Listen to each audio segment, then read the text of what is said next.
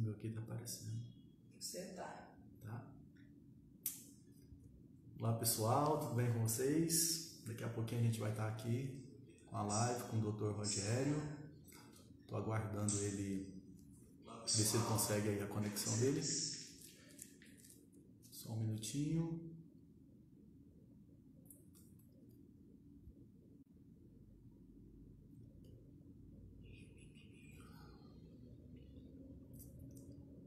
Isso. Tá dando certo, o Dr. Rogério tentou entrar lá pela conexão dele, parece que estava com um probleminha na conexão. Vamos aceitar ele aqui para a gente começar. Vamos lá.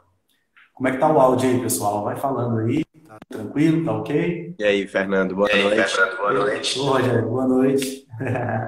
Tá me ouvindo Será bem que agora aí? vai? Será que agora vai? Tomara que sim. Então, pessoal, era para começar a live lá no meu Instagram, vamos fazer um bate-papo. Opa! Nossa, cara, que tá danado hoje. Tá danado aqui, cara. Tá dando um eco no meu aqui, como se estivesse te escutando. Eu escuto sim. minha voz na sua live. Tá acontecendo aí também, pessoal? Também, pessoal. Tô te ouvindo perfeitamente aqui. Pois é, mas quando eu falo, eu escuto a minha própria voz dentro da sua live. Ah, sim. Tá acontecendo isso com vocês aí também, pessoal? Dê um joinha nesse sim. Tá bem estranho aqui pra mim. Mas vamos lá. Fernando, então, basicamente, pessoal, nós vamos falar de uma perspectiva espiritualista, né, seguindo a Bíblia e não meramente uma religião específica, né, Fernando? Verdade. Sobre pestes, guerras e o coronavírus. Eu imagino que muitos que estão participando aqui, de uma certa maneira, se sentem inseguros. E pelo que eu venho conversando com o Fernando, a palavra de Deus, ela traz um conforto, uma aceitação e uma percepção de até mesmo oportunidade nesse período que vivemos, né, Fernando? Sim. Fernando, o pessoal tá falando para você abaixar o som. Ou se você puder usar um fone, porque tá assim. Eu tô sem fone aqui no momento. Deixa eu só abaixar um pouquinho aqui para ver. Pronto, Aí. melhorou? Baixa mais. Mais? Bastante. E agora? Peraí, deixa eu ver aqui. Teste, som. Teste, som. Tá com eco, assim, que incomoda um pouco, mas vamos lá, então. Muitas pessoas entrando também estão online a hora dessa, né? Então pesa bastante a rede também. Mas aqui, se for preciso, eu mudo de local para ver se melhora também a acústica. O que vocês acham? Cara, nunca aconteceu isso em nenhuma live que eu fiz. Eu não tenho ideia do que está acontecendo. Talvez seja porque a maioria das coisas que eu faço na live, eles ficam com fone de ouvido. Mas se você está sem fone, vamos tocar. Vamos. Até porque é você que vai falar, né? Então, sim. faz uma apresentação da sua percepção, de como que... através dos seus estudos, né, pessoal, o Fernando, quem é da minha rede aí, é um dos caras que eu conheço que é mais estudioso da Bíblia e que tem uma interpretação extremamente ampla e profunda das passagens. E a gente sentiu que essa live deveria acontecer para que ele conseguisse passar uma segurança, um conforto, né, para todos aí que estão acompanhando.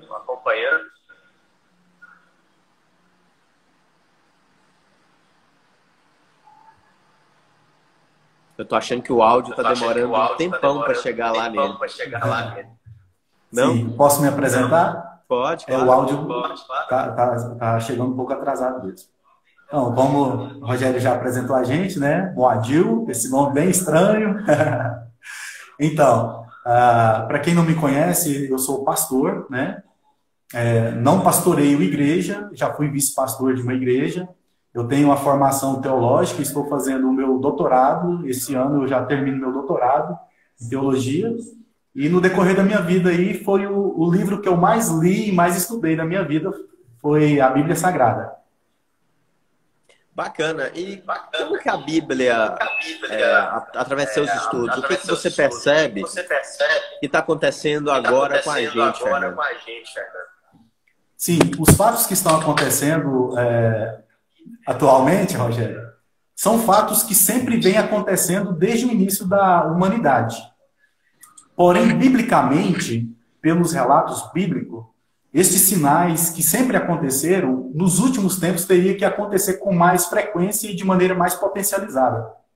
É o que a gente está vendo hoje, muitos desses sinais que a Bíblia já fazia referência, que iriam acontecer no futuro, a gente vê esse quadro acontecendo agora, no momento, na atualidade. Bacana. E o que você percebe desse quadro que se assemelha muito com o que você vê na Bíblia, Fernando? Sim.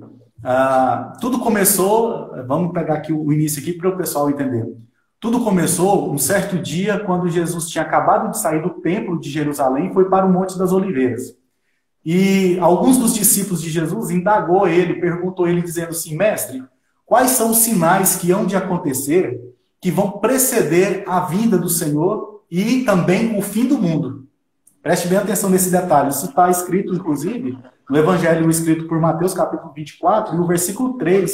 Se você me permite, eu vou até ler somente esse versículo, para o pessoal se localizar melhor. Olha só. E estando assentado no Monte das Oliveiras, chegaram-se a ele os seus discípulos, em particular, dizendo: dize-nos quando serão essas coisas e que sinal haverá da tua vinda e do fim do mundo. Aí surge o momento que Jesus dá a resposta para eles, dizendo para eles vigiar, estar de maneira acautelada, prestando muita atenção nos sinais. Aí ele vai dizer alguns desses sinais que iriam acontecer com mais frequência e com mais potência também. No caso, ele falou sobre guerras e rumores de guerras, falsos Cristo, ou seja, pessoas vindo dizendo que era o Messias, que era Jesus, que era o Salvador, o Filho de Deus. Ele vai falar também sobre pestes, guerras, rumores de guerras, terremotos, violências e o amor de muitos se esfriando. Enfim, ele dá aqui uma série de fatos, de sinais que iriam acontecer.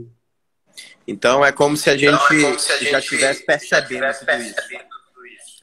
E diante desse cenário, o que você indica, como que nós deveríamos nos comportarmos nesse período, Fernando? Sim. A situação atual, Rogério, geralmente as pessoas quando se deparam com esses sinais, porque terremoto sempre aconteceu, peste sempre aconteceu, mas agora de maneira mais potencializada, isso traz um certo medo para as pessoas, um certo pavor, um certo desconforto, né? Só que o próprio Jesus disse para a gente não temer essas coisas, porque era necessário que todos esses sinais viessem a acontecer.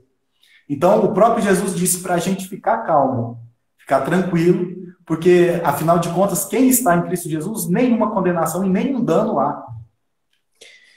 Muito interessante. Mesmo sabendo disso, muitas pessoas elas ainda se sentem inseguras. Verdade. O que você teria para falar sobre essas pessoas que conhecem a palavra, elas meditam sobre a palavra e ainda assim se sentem inseguras? É muito normal a gente sentir medo e insegurança. Só que o próprio Cristo e a própria Bíblia Sagrada, ela nos dá essa segurança como se você construísse a sua casa em uma rocha e não na areia, né? Quando nós estamos construindo em rocha, pode vir os vendavais, as tempestades, e a gente não vai ser abalado. Então, primeira coisa é acreditar naquele que fez a promessa de que tudo daria certo e que nos avisou antecipadamente que essas coisas iriam acontecer. Exercer a questão da fé, que é acreditar, né? E a questão do crer. Acreditar na palavra daquele que falou, naquele que prometeu. E só vou ler um versículo aqui também, quando Jesus fala para a gente ficar calmo, que não precisa temer. Inclusive está no capítulo 24 de Mateus, no versículo 6. Olha só, Jesus falando. E ouvireis de guerras e de rumores de guerras. Olhai, não vos assusteis, porque é mister que isso tudo aconteça, mas ainda não é o fim. Cara, muito interessante. Inclusive, você falar sobre fé. Você acha que existem níveis de fé, Fernando? Pessoas que têm uma fé mais rasa e pessoas que têm uma fé mais poderosa? E teria uma relação da fé com o seu nível de segurança, de conforto que a pessoa sente nesse momento? Sim, realmente. Existe, no conceito mais básico, a fé pequena e a fé grande, né? E de que maneira que a gente acrescenta essa medida de fé? De acordo com o que a gente vai conhecendo, tendo entendimento e vai tendo segurança em todas essas informações a partir do momento que a gente tem esse conhecimento. Porque para definir a definição no meio evangélico e até mesmo no palavreado bíblico, fé, ela se traduz numa simples frase. Fé é o firme fundamento das coisas que não se podem ver. Mas acreditar. Não estou vendo, mas eu acredito. Então, para que eu acredite em algo que eu não possa ver, isso me traga paz, me traga conforto. Tem uma relação direta com o quanto que eu medito na palavra de Deus, ou do meu conhecimento ali mesmo, das passagens, das orientações? Sim, com certeza. A Bíblia nos dá várias informações, como, por exemplo, para a gente crescer na graça e no conhecimento, e a gente só cresce na graça e no conhecimento a partir das informações e do entendimento que a gente tem na Bíblia, né? A medida da fé, a gente exercita uma fé, mas a quantidade, a dosagem, é Jesus que nos dá a partir do momento que nós temos o entendimento e as informações bíblicas. Porque ele fala que é ele que dá a medida da fé para a gente não vangloriar. Porque o ser humano tem muito disso, né? Eu sou homem, eu sou uma mulher de muita fé e acaba caindo em soberba.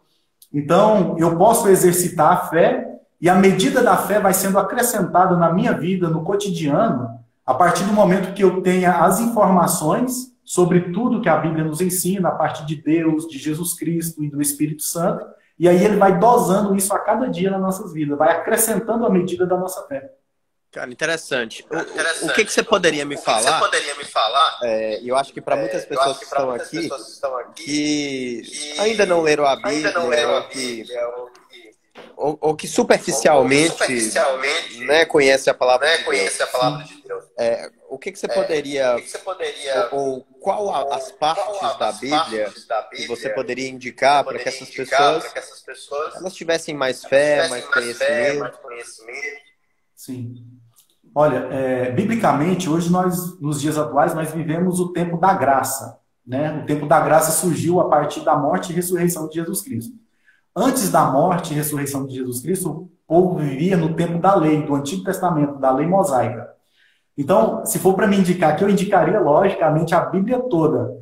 Mas uma questão que vai pesar muito e vai nos trazer uma abrangência muito grande é as pessoas lerem, primeiramente, principalmente para quem nunca leu a Bíblia toda, começa aí a partir do Novo Testamento, principalmente nos livros que se relacionam aos evangelhos, os 4 primeiros livros do Novo Testamento, que é Mateus, Marcos, Lucas e João. Por que eu digo isso? Porque são os livros que mais têm informações sobre a vida de Jesus, o cotidiano dele, como ele lidava diante das situações cotidianas e onde tem a maioria das informações dos ensinamentos dele.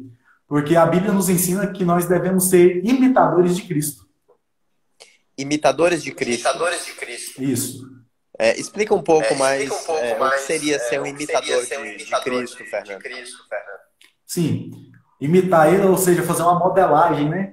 Às vezes a gente modela alguém, imita, a gente acaba PNL, né? Então, o que acontece? tudo aquilo que Jesus ensinava, tudo aquilo que ele vivia na prática, no dia a dia, o proceder dele com as pessoas, que fosse homem ou mulheres, ou pessoas religiosas ou não, né? Tudo isso que ele fez, a gente copiar e tentar fazer ao máximo na aplicação do nosso dia atual. É amar as pessoas, trazer conforto e esperança em lugares de guerras, de agonias, de perturbações, ou seja, ser o equilíbrio para as coisas que estão desequilibradas. Então, se eu trouxer equilíbrio, se eu trouxer amor, se eu trouxer a palavra de Deus, as pessoas à minha volta, elas ficarão também mais em paz, mais estáveis. Sim. Perceba que em um lugar, em um ambiente onde está imperando a guerra, o contrito, a briga, a intriga, e você chega e acalma esse ambiente. Então você já vai trazer um ponto de equilíbrio, porque o que estava mais pesando era a guerra, era o contrito, eram as brigas. Aí você chega e traz uma paz, uma tranquilidade, você vai equilibrar esse ponto. E às vezes é tudo que as pessoas precisam, ou algumas pessoas precisam. Eu vou até chamar o de pessoal esperança, de conforto. Fazendo um monte de gente balançando a mãozinha, entrando aqui na live. Pessoal, eu estou batendo um papo aqui com o Fernando sobre guerras, sobre pestes e sobre o coronavírus. E em muitos locais, Fernando, algumas pessoas dizem que tudo isso que estamos passando é uma oportunidade de crescimento, de aprendizado. Como que você coloca isso à luz da espiritualidade? E essas pessoas que estão passando fome, em situações econômicas muito complicadas, como elas poderiam entender que isso é uma oportunidade, que isso de alguma maneira é positivo? Sim. Em toda a história da raça humana, Rogério, perceba que a luta pela sobrevivência sempre foi ferrenha. Nunca foi fácil sobreviver. Perceba que para a gente se alimentar, se vestir, para morar em uma casa confortável, você precisa ralar, você precisa estar na luta, na batalha do dia a dia, né? Quando a pessoa contrai aí uma doença, seja ela em qual nível for, ela tem que lutar para combater, erradicar aquela doença, para sobreviver. Então perceba que a humanidade ela está treinada a sempre lutar para sobreviver. Então o coronavírus ele não foge à regra. É uma coisa aí que está lastrada no mundo inteiro, realmente está assolando as pessoas, mas o ser humano ele sempre dá o jeito, ele sempre dá o escape, Deus sempre dá o direcionamento. Então perceba que em meio ao caos sempre já tem cientistas que estão trabalhando na elaboração da vacina para poder erradicar. O interessante é que as pessoas não podem parar, a luta não pode parar e a espada não deve ser guardada, ela sempre tem que estar empunhalada. Ou empunhada. Deixa eu testar o microfone aqui. Sim. Porque o pessoal tá falando e assim, para ser honesto, é muito estranho eu falar e eu escutar a minha voz ao mesmo tempo sendo repetida. Sim. É um desafio. Inclusive interessantíssimo para mim. E ao mesmo tempo é como se eu sentisse que eu não devo falar muito e permitir que você fale. Sei. Pelo menos aqui, no meu aparelho aqui, o áudio está perfeito, estou te ouvindo perfeitamente, eu não estou tendo retorno. Mas a gente sabe que nesse tipo de live, essas coisas assim, acontece isso mesmo. Sempre tem uma equalização, né? E agradecer também aqui de coração, Rogério, o pessoal que está participando aí, o pessoal que está online com a gente. Muito obrigado pelo carinho de todos aí. Obrigado, pessoal. Manda ver aí nas perguntas, nas colocações. Normalmente eu aperto mais os meus convidados. Por mais que esteja invertida a tela, o Fernando é meu convidado. É o convidado da terça-feira. Para quem está entrando agora, a gente pretende fazer mais duas lives, fazendo essa ponte entre desenvolvimento pessoal e espiritualidade. Tá bom? E aí agora a gente está falando sobre esses impactos emocionais de uma crise, da própria pandemia, né? E eu gostaria que você falasse um pouco mais sobre isso. Eu já estou falando demais, já estou me perturbando aqui com essa voz voltando. A galera quer conforto. Eu quero que você traga um pouco aí da sua sabedoria para trazer paz para o meu coração aí, meu amigo. Sim. A questão de pestes, ela tá muito, quando a Bíblia fala sobre peste, ela está muito relacionada a coisas virais, a vírus, bactérias, doenças físicas, né? E a gente vai ver que em toda a história da humanidade também sempre houve pestes. Só que com que frequência aconteciam as pestes? Às vezes em ciclos a cada 50 anos, a cada 100 anos, né? Só que a gente vê que desse último século para cá, as coisas estão acontecendo de maneira mais potencializada, mais corriqueiras, né? De algumas décadas, cerca de 15, 20 anos para cá, já teve a H1N1, a gripe suína, né? A aviária, e agora a gente está se deparando aí com o coronavírus. Tá me ouvindo, Rogério? Parece que travou um pouco o seu vídeo. Tá agora travei para ver se eu conseguia. Não deu certo. Percebam que aproximadamente há quase 3.600 anos atrás, olha só que interessante, quase todas as pessoas conhecem esse relato, que Deus enviou algumas pragas lá no Egito, quando o povo hebreu estava lá, cativo, né? Perceba que quando Deus permite essas pestes lá no território do Egito, para os egípcios aquilo era peste, era mortandade. Mas para os hebreus que foram avisados para não sair de casa, inclusive passar o sangue do cordeiro no umbral da porta, para os hebreus aquilo era simplesmente um sinal de Deus. Eles não foram afetados pela peste. Mas para os egípcios, eles estavam sendo sucumbidos pela peste, mas para os hebreus era apenas um sinal de Deus. É como se essas pessoas estivessem imunizadas? Elas estavam imunizadas a partir da obediência. Porque Deus avisou eles dizendo o seguinte: olha só, na Páscoa vocês vão matar um cordeiro, vão pegar o sangue da degola desse cordeiro e vocês vão pegar uma planta chamada hisopo, vão molhar essa planta no sangue do cordeiro e vai passar nos umbrais das portas de vocês. E será que quando o anjo da morte passar por todo o Egito e na casa que houver esse sinal, esse anjo não vai entrar? Ou seja, os hebreus estavam imunizados através da obediência, que eles obedeceram essa informação, né, que foram passadas para eles da parte do Senhor, e na casa que havia esse sinal, o anjo da morte não entrou, mas na casa que não tinha esse sinal desse sangue no umbral da porta, o anjo da morte entrou e tirou o fôlego de vida de todo o primogênito.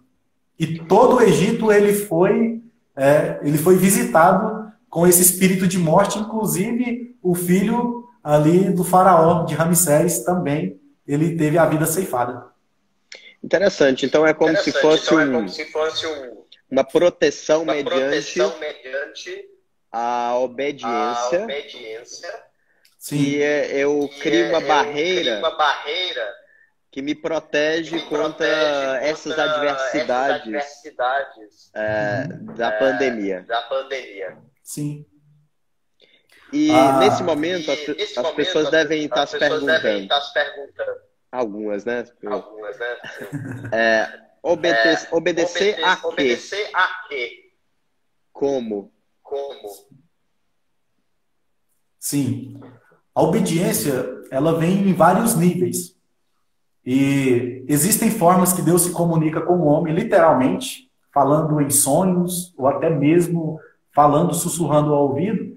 E Deus usa também pessoas, autoridades, pessoas constituídas pela vontade própria do povo e dá essas instruções. Então, por exemplo, quando as nossas autoridades do nosso país, elas entram em um acordo dizendo, vamos fazer isso, vamos nos precaver disso. Certamente quem desobedece essas ordens vai sofrer algum tipo de consequência. Interessante. Então, a obediência ela perpassa em vários níveis.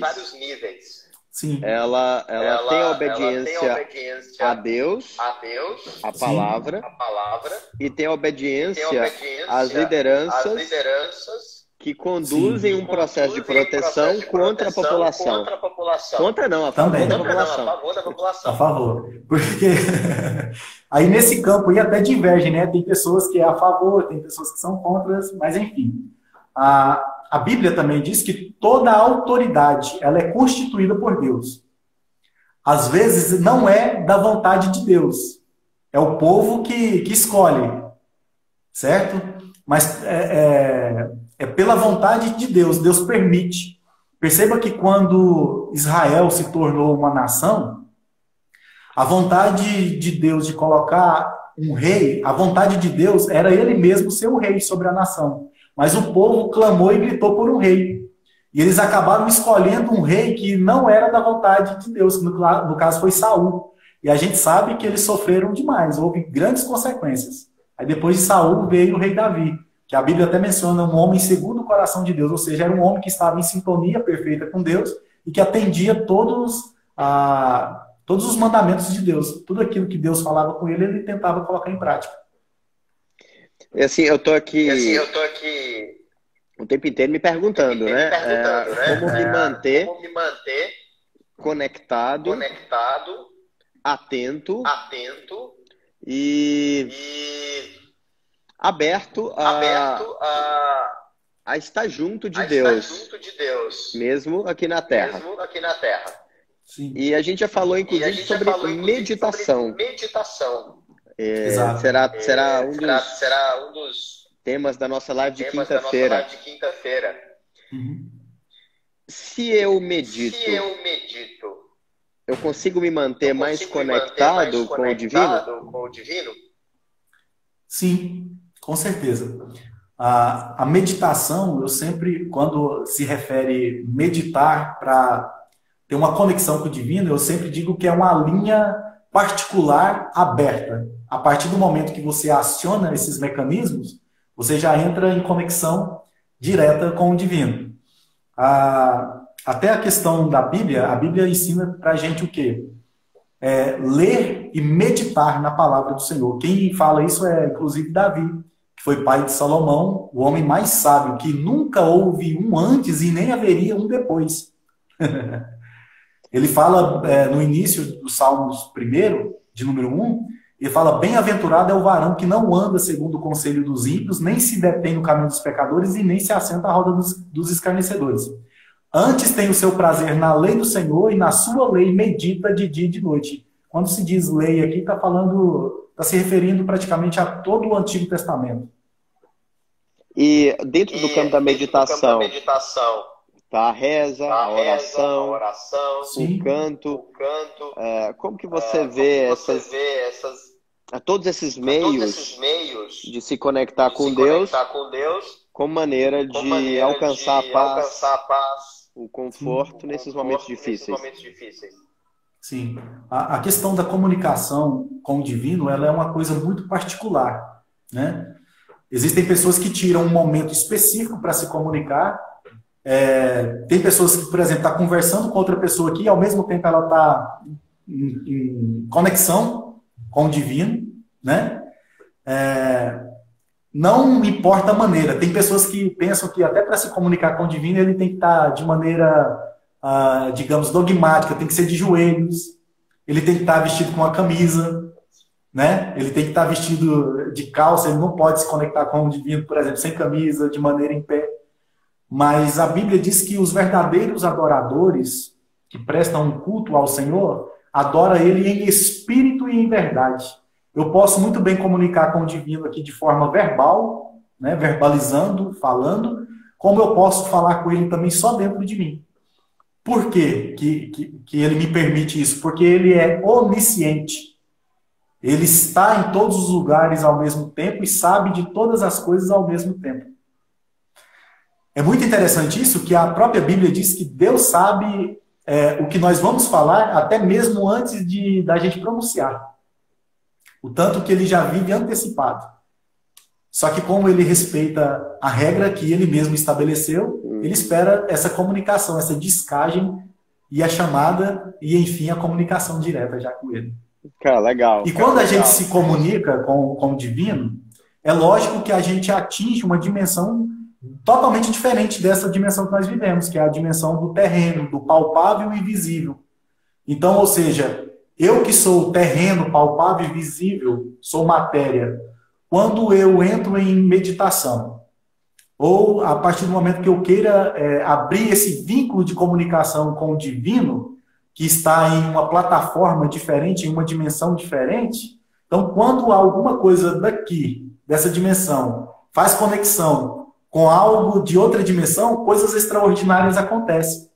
E que coisas extraordinárias são essas? Pessoas têm um esclarecimento melhor, pessoas começam a ver de um outro ângulo, pessoas que estão aflitas interiormente, ela consegue acessar uma paz interior, ela acalma os nervos. Pessoa que antes não consegue ver uma saída, quando ela se conecta, essas coisas extraordinárias que acontecem, ela pode ter uma saída para uma solução para esse problema.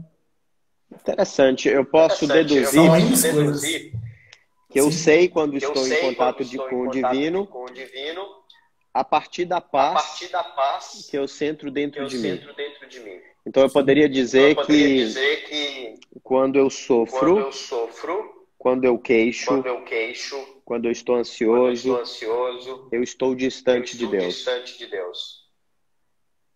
Não. Nem sempre. Nem sempre. Então, como eu sei que eu estou em conexão com o divino? Sim. O ser humano, ele sempre está em conexão. Às vezes falta crédito para poder abrir o diálogo. Entende? Interessante. Quando é que eu me afasto do divino, de Deus? Biblicamente, a Bíblia diz que o que separa o homem de Deus é o pecado. E o que é o pecado? O pecado é tudo aquilo que fere os princípios e a vontade de Deus estabelecida sobre o homem. Então, quando eu alimento mais os meus desejos carnais, os meus desejos obscuros, o mal que habita em mim, isso faz com que eu me afaste. Perceba que não é Deus que se afasta, é eu que me afasto.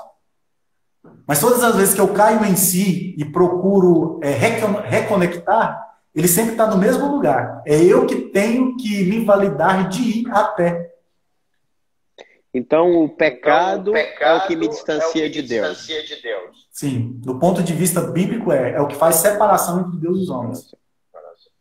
Então, se a gente entrar nesse campo de pecado, a gente vai longe, né? Sim.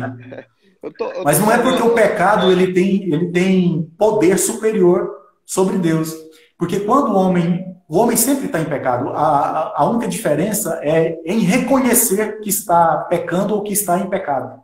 Há uma diferença de quem peca e ele não reconhece, não, o certo é isso, eu estou bem assim. E tem a diferença da pessoa que pratica um pecado, uma iniquidade, entendeu? E ele cai em si e reconhece, poxa vida, eu estou sendo falho, eu fiz coisas erradas, mas eu reconheço que isso é errado e eu não quero fazer mais isso. E aí ele tenta melhorar essas coisas. Eu estou te escutando aqui ao mesmo tempo, olhando aqui as mensagens na live.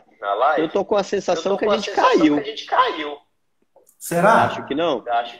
Quer ver, ó, pessoal? Aqui para mim tá mostrando algumas pessoas online. Deixa eu movimentar aqui. Não, tá fluindo, beleza. Tô vendo muitos acenos aqui. Hoje eu que lasquei com a live.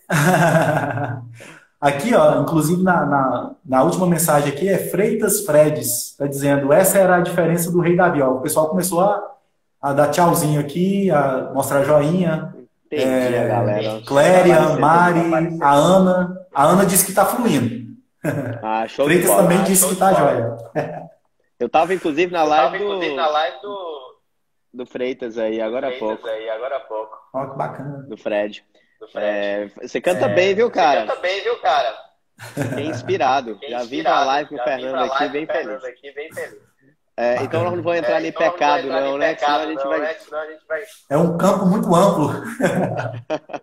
Mas eu ainda tô ainda naquela questão da conexão com o divino. Sim. Se estamos em pecado, e o pecado é o que dificulta a minha conexão com Deus. Sim. O que eu consigo fazer? Seria diminuir o pecado? Seria naquele determinado instante que eu estou em conexão com o divino, eu me ater o presente, porque eu penso que o pecado está no passado ou no futuro. Uhum. Por exemplo, agora, se eu estiver sendo honesto aqui com você, se eu estiver humilde para poder te escutar, entender, se eu for respeitoso, isso aqui eu vivo nesse momento por virtudes, Sim. eu posso estar em conexão com Deus. Sim. A questão você falou uma palavra-chave aí, humildade. A humildade é a marreta que quebra esse jugo.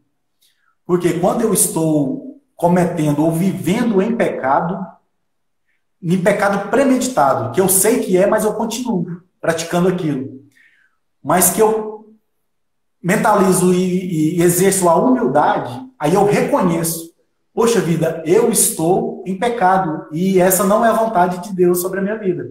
Por mais que daqui a 5 minutos eu cometa outro, mas eu tenho sempre que lutar para não estar, ou não estar vivendo de maneira contínua, além do espaço e tempo, que preenche passado, presente e futuro. Cara, interessantíssimo. Muito mesmo. É até o que a gente estava discutindo naquele bate-papo no YouTube. Sim. Pessoal, tem uma live que eu fiz com o Fernando sobre as religiões.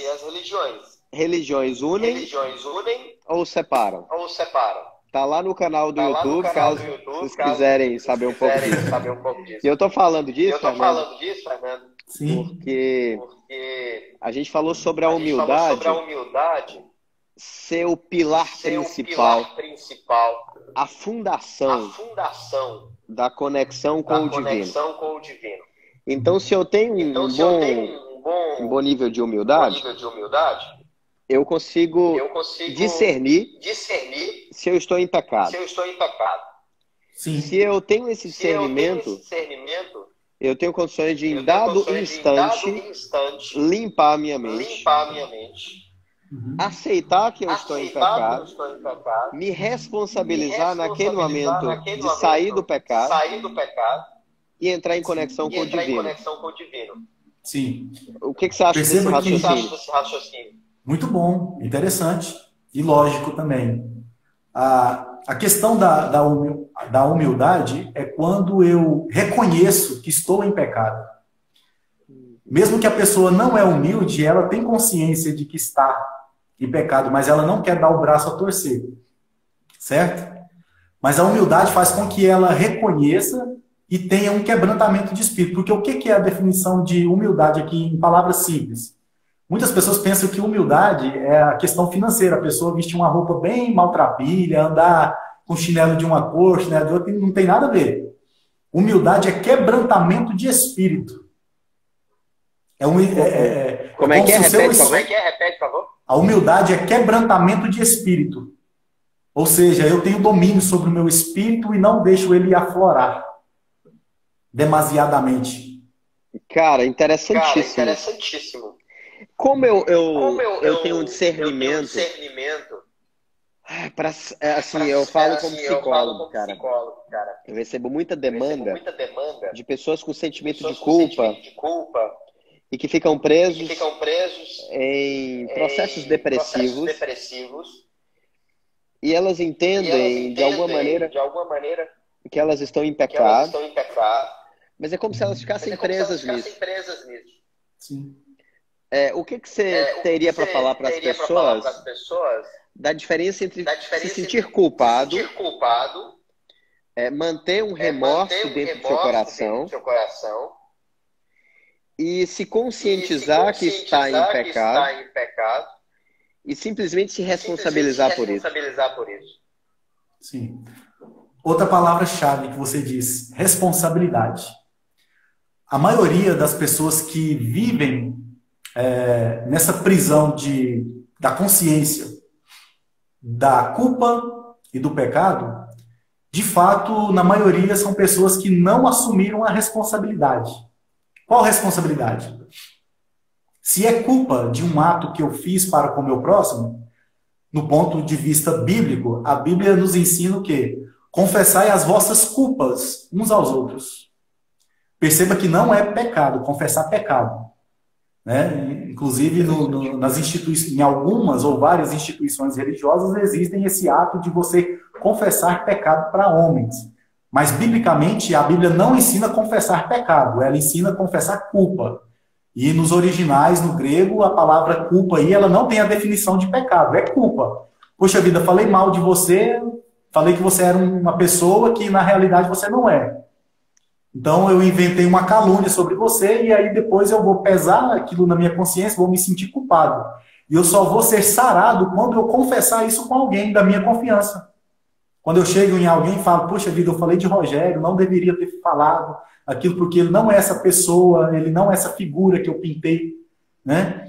E ao pronunciar e ao confessar a minha culpa para alguém, eu vou estar me aliviando, eu vou estar me esvaziando desse sentimento. E a pessoa que está me ouvindo, se ela for uma pessoa que gosta de instruir, é lógico que ela vai me redarguir, é lógico que ela vai me orientar, é lógico que se for preciso dar um puxãozinho de orelha, mas para o meu bem. Ou seja, aquele sentimento de culpa que estava me maltratando por dentro já vai deixar de existir. Agora, a questão de pecado, quando eu peco com um princípio contra a divindade, eu tenho que pedir perdão para quem? Eu tenho que pedir perdão para quem eu feri, para Deus. Então, no caso, eu tenho que tomar a responsabilidade. Senhor, eu estou em pecado tal. E eu não quero viver nesse pecado. Eu reconheço que estou vivendo assim, estou até gostando de viver assim, mas eu não quero, porque eu sei que isso vai me levar para um caminho de morte, um caminho ruim. E aí eu tomo a responsabilidade de reconhecer, junto com a responsabilidade vem a humildade, eu reconheço e confesso para quem? Confesso para o eterno, para o divino. E sempre há o perdão. Sempre há o perdão. Porque todo coração contrito, todo aquele que confessa e deixa, alcança misericórdia. E misericórdia é favor, é graça que a gente às vezes não merece. Mas o divino, ele dá esse merecimento. Então, se eu estou humilde, se eu reconheço o pecado, peço perdão, sou perdoado, de alguma maneira eu me curo e me sinto bem. Sim, automaticamente e literalmente. Interessante. Então, cara, eu estava pensando aqui a gente fazer uma outra live sobre a relação entre culpa e pecado. Sim, é muito bom. Perceba, Rogério, que um casal, quando ele discute, briga, que tem agressões verbais, que se machucam, se ferem, que depois um é colocado em frente ao outro e o esposo pede perdão para a esposa e a esposa pede perdão, você percebe que quando há um verdadeiro arrependimento e as pessoas de fato se perdoam, eles jogam aquilo no mar do esquecimento e toda aquela angústia sai, parece que aflora uma nova vida, é uma nova energia que flui entre eles. Assim também acontece com o nosso próximo, com o divino. O desafio é um peso que a gente lança fora das costas. O desafio é permitir que caia no mar de esquecimento. Sim. Inclusive a Bíblia relata o seguinte, que quando nós confessamos o nosso pecado a Deus, perceba, não é para homens, pecado para Deus. Deus pega o nosso pecado e lança no mar do esquecimento. Não é que existe um mar literal, mas é uma forma simbólica da gente compreender. Ou seja, quando você pega essa palavra lançar, no original, no hebraico arcaico, você vai ver que a definição é jogar com força. Ou seja, Deus pega aquele pecado que você confessou, colocou na mão dele e ele joga com muita força em um lugar chamado mar do esquecimento. Ou seja, não é porque Deus tem amnésia, é porque ele nunca mais vai passar aquilo, esfregar na cara, entendeu? Ele não vai ficar lançando aquilo na sua face. Ele esqueceu, deixou lá. Houve arrependimento, houve a humildade para que houvesse o arrependimento. Aí o que vem? Ele teve a responsabilidade de reconhecer isso, confessou, e o que Deus faz simplesmente é colocar a parte no mar do esquecimento e não te lembrar mais daquilo. Por mais que eu venha pecar centenas e milhares de vezes depois, mas todas as vezes que houver arrependimento, verdadeiramente, de fato, de forma consciente, Deus ele perdoa. Tanto é que os discípulos uma vez perguntou para Jesus assim, porque os judeus eles são muito cabalísticos, eles se ligam muito a números, né? E o número 7 para eles é um número muito especial. E aí um certo dia os discípulos disseram assim, mestre, quantas vezes eu devo perdoar o meu irmão? Até 7 vezes? Fez uma pergunta. Aí Jesus disse assim, eu te digo que não 7 vezes, mas até 70 vezes 7. Ou seja, se eles perguntassem assim, mestre, eu devo perdoar o meu irmão 1000 vezes? Com certeza Deus usaria o termo, não digo que até 1000 vezes, mas 1000 vezes 10. Nossa, entende? Interessantíssimo. Ou seja, a definição é, todas as vezes que que houver arrependimento em alguém, e esse alguém te pedir perdão, você deve ser perdoado. E perceba bem também uma coisa, que se eu não perdoar a quem me ofende, e quem vem de coração arrependido me pedir perdão, e eu não liberar esse perdão, Deus também não me perdoa, porque Deus é um Deus de justiça e ele pesa, é o equilíbrio. A balança de Deus ela é equilibrada. Nossa, eu tô só anotando temas para as próximas lives. E eu gosto disso aqui mesmo. Uma pessoa escreveu aqui, o Fred, né, disse assim, culpa versus pecado dá pano pra manga, viu? E realmente está mesmo. Coloquei aqui, tô anotando. São assuntos que aqui, muito abrangentes. Para a gente trabalhar a justiça. Sim. Que é a justiça. Né? Eu acho que justiça tem a ver com sabedoria. Então, justiça e sabedoria. Muito pano para a manga. E outro tema é o perdão. O perdão como instrumento de cura. Sim. O perdão é um bálsamo. É um unguento de óleo especial que sara qualquer ferida. E o fato de eu perdoar alguém, não necessariamente, às vezes eu deva conviver, porque tem gente que de fato ele pode até perdoar, mas ele não consegue conviver. Mas o fato de perdoar é eu lembrar de algo que a pessoa me fez, que me feriu, e aquilo não doer mais em mim. Cara, eu recebo. Ou seja, a pessoa abriu uma ferida em mim, só que o perdão fez com que essa ferida cicatrizasse. Porém, a ferida cicatrizada, ela vai deixar marcas, mas não vai deixar mais dor, não vai doer mais em mim. Porém, eu estou marcado, mas não estou sentindo a dor dessa cicatriz. Nossa, esse é um tema também que dá pano para manga. Mas eu vou puxar um pouco disso. Eu acho que tem tudo a ver com o tema. Né? O nosso objetivo aqui é passar uma mensagem que traga conforto, segurança, que ajude aí no campo emocional das pessoas, né, Fernando? Exato. Alguém que, por exemplo, é abusado ou é abusada, a gente sabe que na sociedade atualmente, eu não tenho esse número, mas a quantidade de pessoas que são abusadas, elas são infinitamente maiores do que a gente sequer imagina. Cara, como trabalhar o perdão nesses contextos? Sim. O perdão também, a pessoa exercita ele em níveis. É de acordo com que eu vou tendo conhecimento de causa. Por exemplo, uma pessoa que não sabe, às vezes, o ponto de ignição. Porque entre o perdoar, existem vários outros fatores. Isso a gente até aprendeu no curso de PNL, para mim poder chegar na questão do ponto perdão. Primeiro, eu tenho que ter sensatez, humildade, eu tenho que querer, eu tenho que fazer nascer dentro de mim o desejo de perdoar essa pessoa que me magoou, me feriu, fez coisas que não deveriam ter feito. Mas existem pessoas que às vezes não conseguem de imediato porque as informações a respeito da nossa conduta, do bem-estar e do amor ao próximo, ainda não chegou com perfeição nela. Mas todas as pessoas que ela tem um encontro e tem um básico de conhecimento com Cristo, porque se eu tenho Jesus como meu mestre, o meu ensinador, o meu alvo principal, eu vou copiar, eu vou modelar ele. E aí Jesus ensina, às vezes, olha só para você ver, o Filho de Deus, do arquiteto do mundo, como nós acreditamos, biblicamente. Ele fala assim, ó, que a gente tem que perdoar não só 7 vezes, mas 70 vezes 7. Se alguém te ferir na face, você dá outra face. Não literalmente, alguém deu um tapa na sua cara que você ofereceu outra. É você não atacar de volta. Tipo, alguém me feriu, agora eu vou pagar com a mesma moeda. Eu vou ferir ela também, para poder vingar. Você está entendendo? Tá, sim. E pessoas que desenvolveram traumas, principalmente de infâncias, têm até uma dificuldade de liberar perdão. A gente sempre orienta que essa pessoa ela deve ser orientada por alguém na questão dela receber mais informações e de acordo com a medida de entrega dessa pessoa, a gente vai trabalhando isso.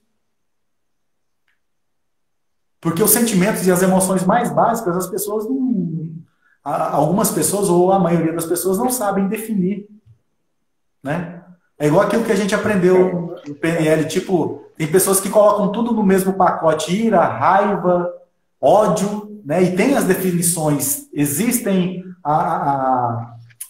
as camadas, né? Cara, muito bom.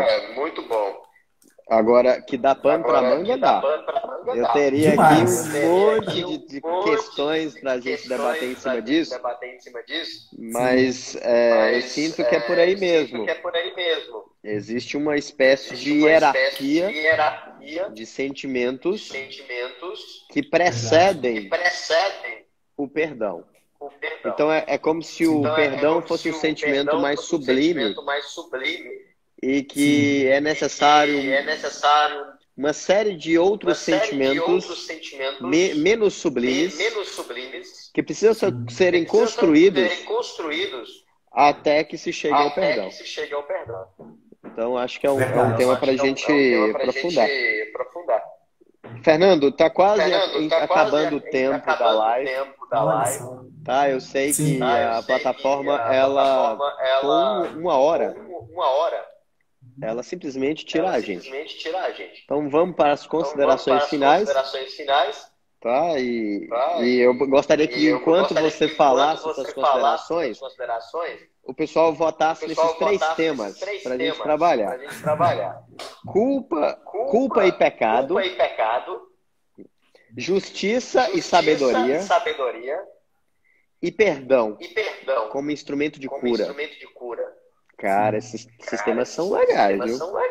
Muito bom. E aí eu não tô vendo a galera aqui. O meu deu pau aqui. O meu aqui tá passando, mas assim, o pessoal tá comentando muito, então tá passando uma velocidade que eu não tô conseguindo acompanhar.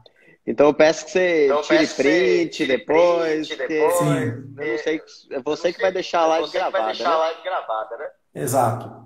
E depois eu vou subir essa mesma filmagem aqui, essa mesma live, para a plataforma do YouTube também. Vai estar lá no YouTube.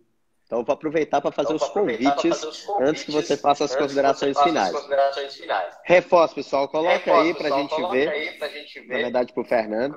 Culpa e pecado. Ou justiça e sabedoria. Ou perdão. Perdão como instrumento de cura. O que vocês preferem? Escreve aí pra gente. Eu quero aproveitar para convidá-los para uma série de lives que eu estou fazendo no meu Instagram. Né? Amanhã tem live, quarta, quinta, sexta, sábado. Normalmente nesse mesmo horário, às 19h22. E sobre, principalmente, a relação entre espiritualidade e inteligência emocional. Então, a gente está fazendo essa casadinha como maneira de contribuir aí para os nossos clientes, amigos. Né? E com isso, tá junto. Beleza? Então é isso, Fernando. Fica à vontade de fazer as considerações para a gente encerrar. Beleza. Primeiramente, agradecer a todos que estiveram com a gente aí na live. Então, bem rapidinho, olha só. Em meio a tudo isso que está acontecendo e as coisas que ainda vão acontecer.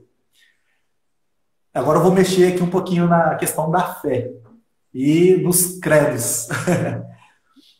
Não há motivos para temer.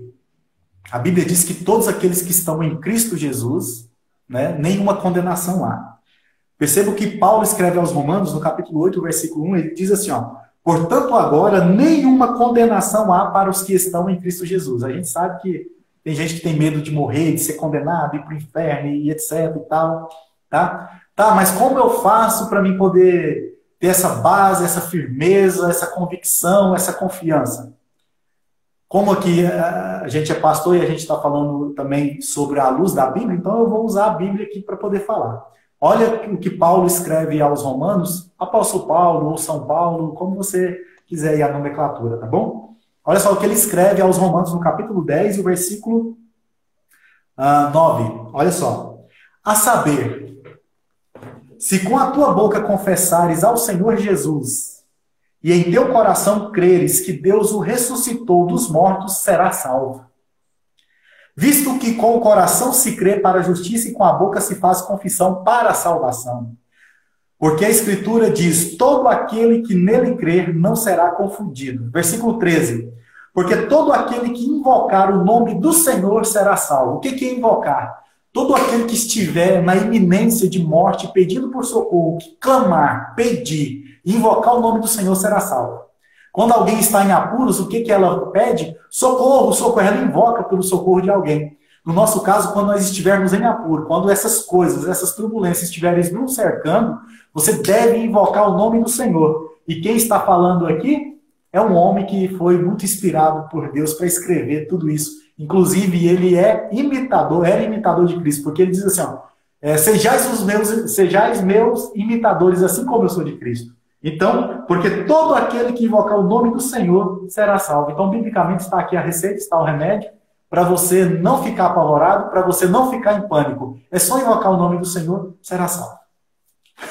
Show de bola. Show de bola. Fernando, muito obrigado. Muito obrigado.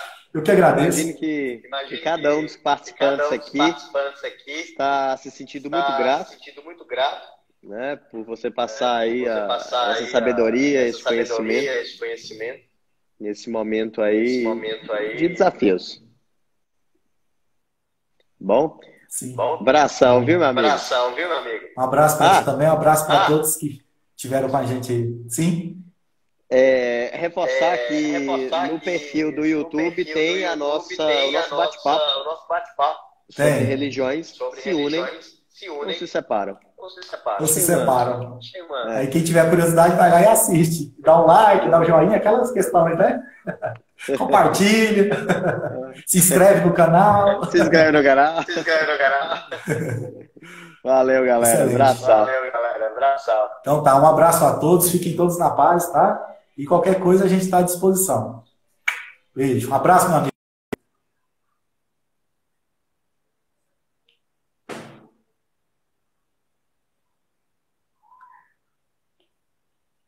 Encerrar.